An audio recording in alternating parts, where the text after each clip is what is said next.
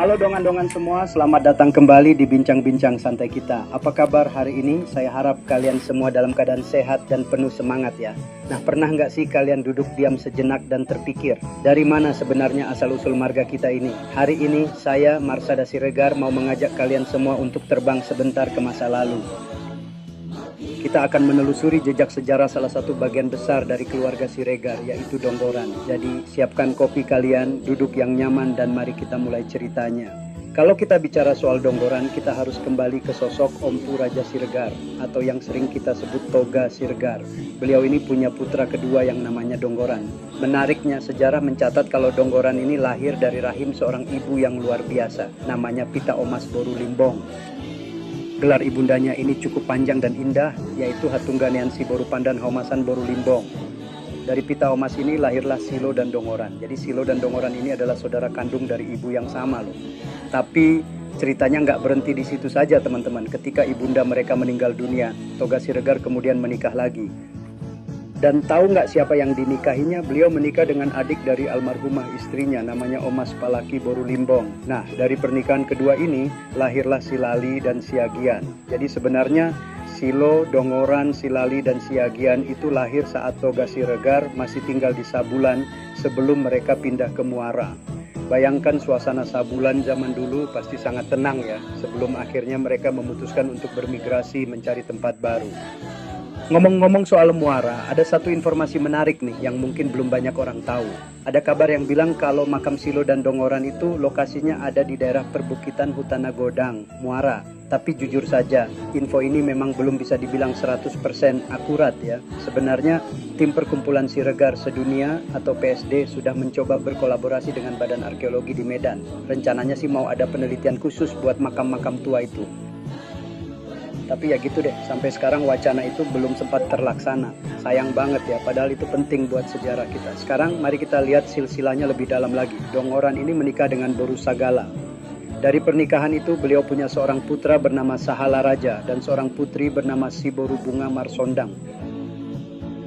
Nah, putri beliau ini nantinya menikah dengan Ompu Hobol Batu Raja Sitompul. Lanjut ke generasi berikutnya, Sahala Raja juga menikah dengan Boru Sagala dan punya putra bernama Ompu Junjungan.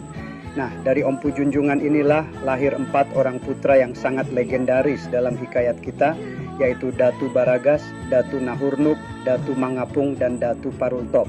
Keempat datu ini awalnya masih tinggal di Muara, tapi kemudian takdir membawa mereka berpencar ke berbagai arah. Disinilah kisah pengembaraan marga Donggoran dimulai. Mari kita bahas satu persatu, karena masing-masing punya cerita yang sangat menyentuh hati dan penuh perjuangan. Pertama ada Datu Baragas. Beliau ini sempat pindah ke Lintong Nihuta, tapi akhirnya memutuskan untuk pulang lagi ke Muara. Beliau punya 6 orang putra yang masing-masing membuka huta atau pemukiman baru. Ada Sunggu Raja di Lintong Nihuta dan ada juga yang ke arah Pangaribuan. Nah, ada satu cerita yang bikin saya terharu soal Datu Baragas ini. Beliau punya anak kedua yang diberi nama Datu Nahurnuk Ingot-Ingot. Kenapa namanya begitu panjang? Ternyata itu karena Datu Baragas sangat merindukan adiknya Datu Nahurnuk yang pergi meninggalkan Muara dan gak pernah pulang. Jadi kata Ingot-Ingot itu disematkan untuk mengenang sang adik yang sangat beliau rindukan. Bayangkan betapa kuatnya ikatan persaudaraan mereka zaman dulu ya. Walaupun terpisah jarak, rasa rindu itu diabadikan lewat nama anak. Benar-benar sebuah penghormatan yang luar biasa kalau menurut saya. Lalu bagaimana dengan Datu Nahurnuk yang asli? Ternyata beliau ini pergi meninggalkan Muara bahkan sebelum abangnya pindah ke Lintong Nihuta. Kenapa beliau pergi? Alasannya klasik tapi menyedihkan, yaitu karena terjadi paceklik atau haleon yang melanda Muara saat itu. Datu Nahurnuk pergi bersama abangnya Datu Nasangap dari Siregar Silo dan adiknya Parisangisang Saharbangan dari Siregar Silali. Mereka sempat mencoba membuka pemukiman di Lobu Siregar, tapi sayangnya harus pergi lagi karena ada perseteruan dengan klan Sibagot Ninipohan. Hidup zaman dulu memang keras ya. Datu Nahurnuk akhirnya meneruskan perjalanan sampai ke Pangaribuan. Beliau meninggal di Lobu Sibatang Kayu yang sekarang masuk wilayah Tapanuli Selatan, tapi dekat perbatasan Taput. Makam beliau masih ada di sana sampai sekarang sebagai saksi bisu perjalanan panjang sang leluhur. Tapi ceritanya nggak berhenti di makam itu. Putranya, Om Pupalti Raja, terus mengembara sampai ke Sipirok. Di sanalah beliau membuka huta Sipirok dan menjadi raja. Beliau punya 3 putra yang jadi penguasa di sana. Om Pusayur Matua di Parau Sorat, Om Puparlindungan di Baringin, dan Om Punihatunggal di Sipirok Godang. Nah, ini bagian yang membuat saya merasa sangat dekat dengan cerita ini.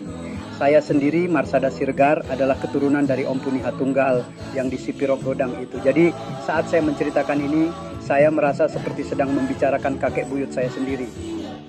Rasanya ada kebanggaan tersendiri ya. Lalu bagaimana dengan 2 datu lainnya? Datu Mangapung menurut cerita pindah dari Muara ke Sigumpar, daerah Toba dekat Lagu Boti.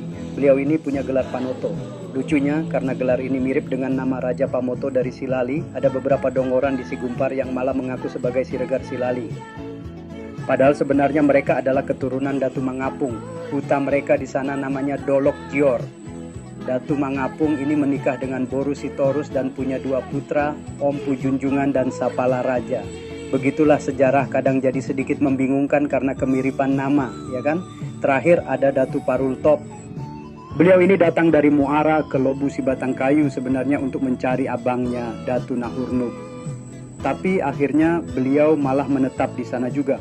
Keturunan beliau sekarang banyak sekali tersebar di daerah Saipar Dolokole, Sipionggot, sampai ke Padang Lawas Utara. Kalau kita perhatikan peta penyebaran marga Siregar, keturunan dongoran terutama dari garis Datu Nahurnuk dan Datu Parultop itu benar-benar mendominasi daerah Tabaksel. Mulai dari Tapanuli Selatan, Padang Lawas Utara, sampai ke Barumun Tengah. Luar biasa sekali ya daya jelajah leluhur kita dulu. Melihat sejarah migrasi ini saya jadi sadar kalau identitas kita sebagai Siregar Dongoran itu bukan cuma soal nama belakang, tapi ada cerita tentang keberanian menghadapi paceklik, ketangguhan membuka huta baru, dan kasih sayang antar saudara yang melintasi generasi.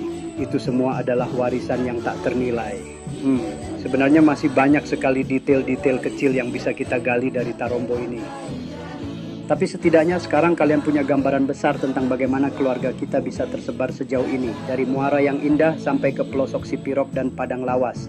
Semuanya punya akar yang sama. Jadi buat teman-teman dongoran dimanapun kalian berada, entah itu di Medan, Jakarta, atau bahkan di luar negeri, ingatlah kalau kita punya sejarah yang besar.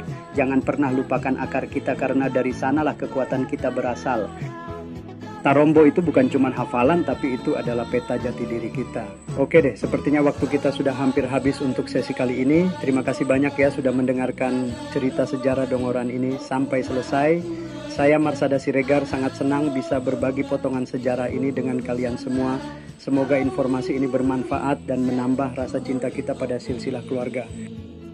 Oh ya, kalau ada dari kalian yang punya cerita tambahan atau mungkin versi lain dari Tarombo ini, silakan dibagikan ya. Kita semua di sini sama-sama belajar. Sampai jumpa di bincang-bincang berikutnya dengan topik yang nggak kalah menarik. Tetap bangga jadi Siregar dan sampai bertemu lagi.